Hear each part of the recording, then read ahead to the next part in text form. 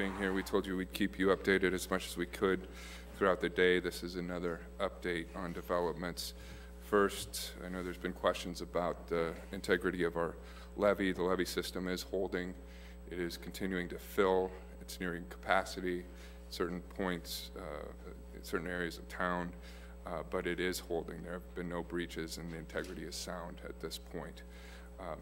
We do have concerns. The Elkhorn River south of town is at levels that we anticipate to reach similar to the 2010 floods. So we're monitoring that situation very closely.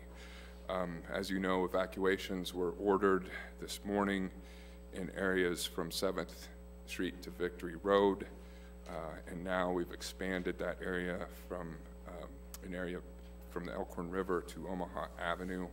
And again, we can get more specifics about those areas. Shelters, we are nearing capacity now at Lutheran High Northeast. There are 300 plus people at Lutheran High Northeast. So we are directing people now to Norfolk Catholic High School and Bel Air Elementary School, where there's currently space. We are also working on additional spaces, churches throughout the community that will be on standby should we need them. We're taking special precautions at the Veterans Home. Right now, the Veterans Home is in shelter-in-place status. We are preparing, should it need to be evacuated, to send folks to Woodland Park School. So we're working with the school system on that. We'll hear next from Shane and then Dr. Chips from Northeast Community College as to the emergency services systems in place at Northeast Community College, and also Mark Sears is here with us from Faith Regional to make some comments. I want to mention a few things in terms of communication. If citizens do find themselves in a situation where they're stranded and need help, we are directing calls to our Emergency Operations Center. And again, that number is 402-844-2241. 844-2241. We also are communicating with the public via text alerts, emergency text alerts. To receive these, text Norfolk Alerts, the word Norfolk Alerts altogether, to the number 81257. You can find all of that information at the city website. On the city website, we've updated the homepage to include maps of our evacuation areas and places for shelter, and additional spaces will be updated as they're needed. Again, this is going to require neighbors helping neighbors to get through this event. It's a very serious event, one of the most serious we've seen in our history. And people need to be very cautious when they're venturing out. We have a volunteer system set up. We are encouraging people who are able and are willing to help through volunteering services to gather at the Ponca Tribe of Nebraska location, formerly the Nebraska Christian College location. We'll talk a little bit more about that in detail.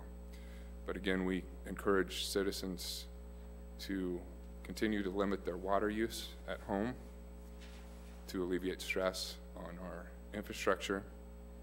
If you're using a sub pump for your basement, pump it outside rather than back into the sewer system. I'm going to stop there right now and turn it over to our Public Safety Director, Shane Widener. Thank you, Mayor. That was an excellent summary of where we really stand today as a community. A little bit more on the volunteer services. We want to encourage volunteerism, but not exasperate our Ponca Tribe location there. We do have limited direction there for the volunteers, but we're trying to stage volunteers so we can assign those out accordingly. That staging will take place there, and assignments will be made if necessary. Obviously, this is a dynamic situation for our community.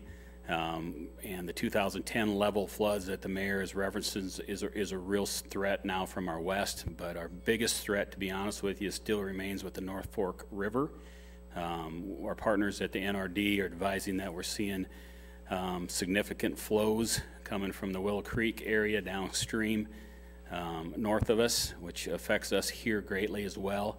So we anticipate a bit more rising on our levee.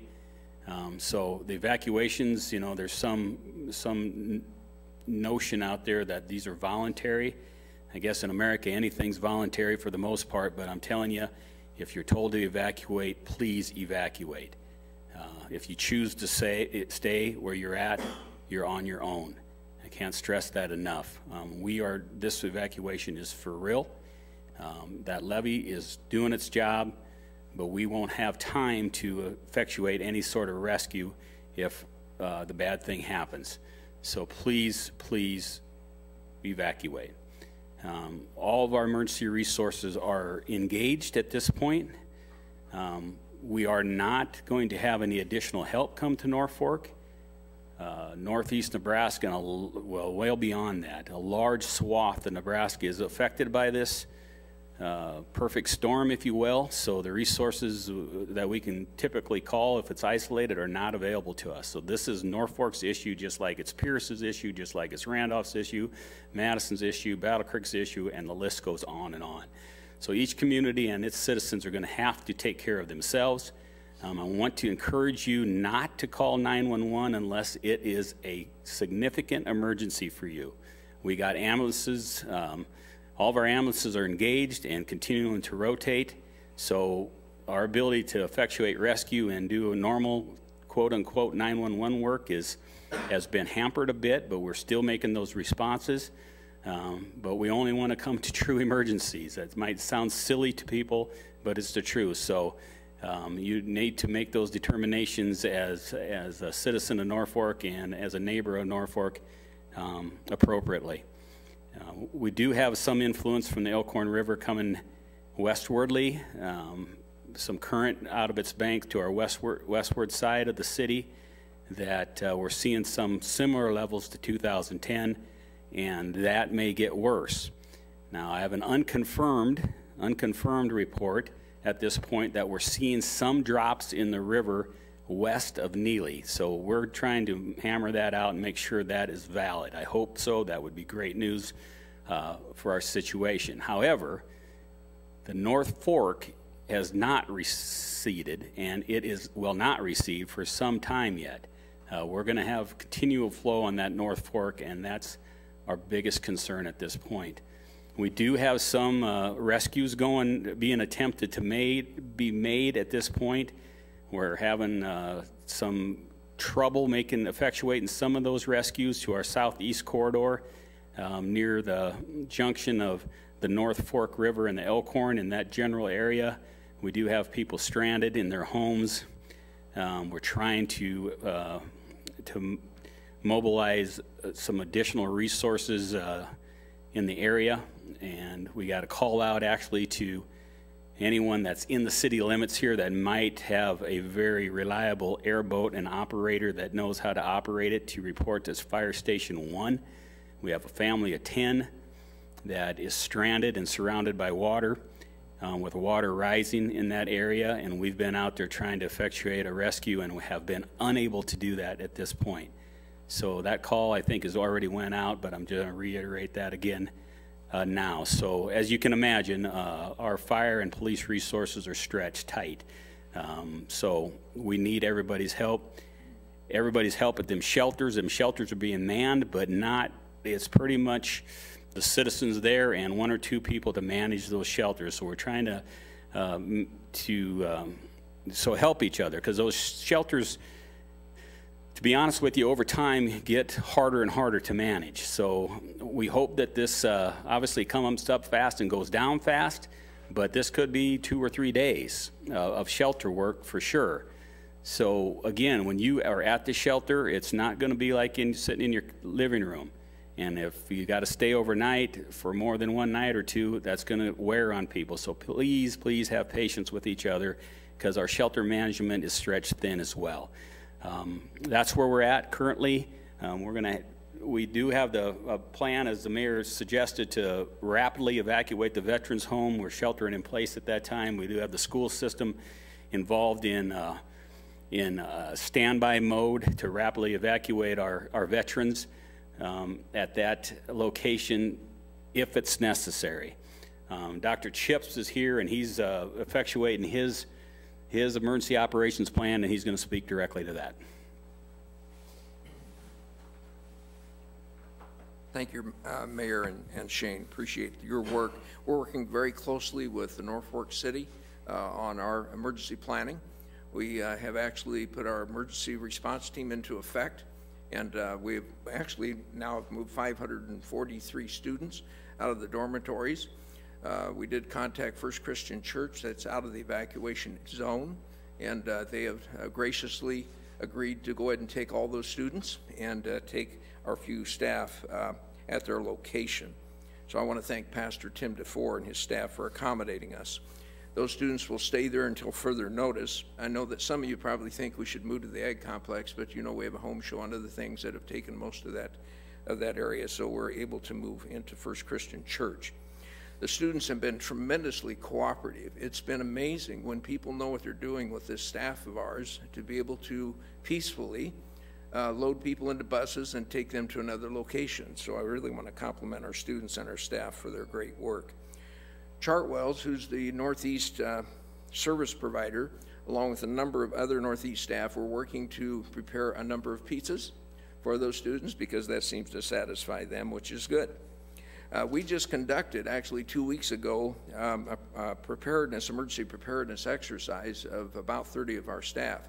So while you don't think those are going to go into place, these dry exercises have turned into reality today. You know, the safety of our students, our staff, and it's of utmost importance to us, and so we wanted to make sure that to assure the parents and all the loved ones of our college community that your students are in good hands. We're taking very good care of them. And I appreciate the Northeast staff and the Northeast team for coming together to be able to make sure our students are safe and sound. And I really applaud the city of Norfolk. They've done a super job in keeping all of us informed, and we've had continuous communication with them throughout the morning. So thank you to the city of Norfolk, and thank you to all of you that are here.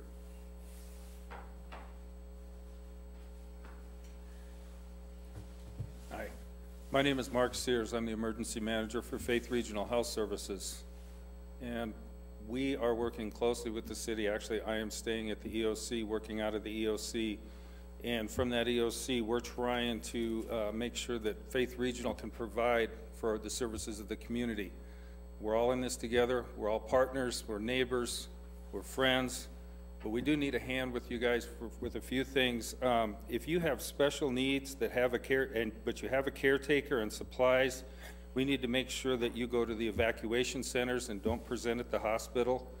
But if it's a critical situation and you cannot be, like we've had some people on ventilators or that have special needs medically, those are getting picked up by the ambulance and taken to the hospital for evaluation, and we'll take those people that we need to take.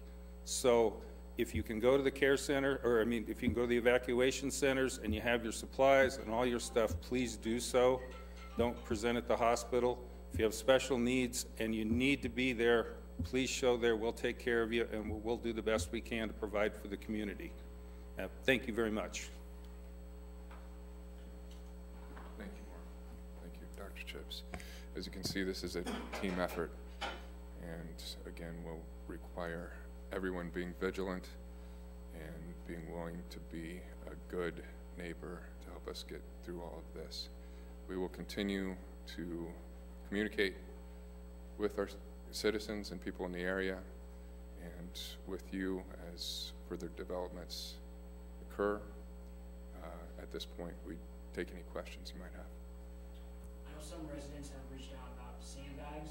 I don't know if there's a place where they can get those, or it's kind of too late for that. Our approach to sandbags is this. We have a public stock of sandbags that are for public resources only. We got, as you can imagine, a lot of public resources to protect. So we do have a cache of sandbagging. material and sandbags that we can deploy and have deployed some, but we need to protect wellheads, we need to protect lift stations, we need to protect public buildings that are a resource to the public. Private protection has to come from the private industry or private folks around the area. Hardware stores and all those things have some limited supply, but again, we're pretty much isolated to Norfolk, right? Right now, the ingress, egress to Norfolk is limited, so our ability to get into sandbagging resources for the private folks is very limited. The city is not doing any of that. We're protecting public resources at this point with sandbags, but great question, thank you.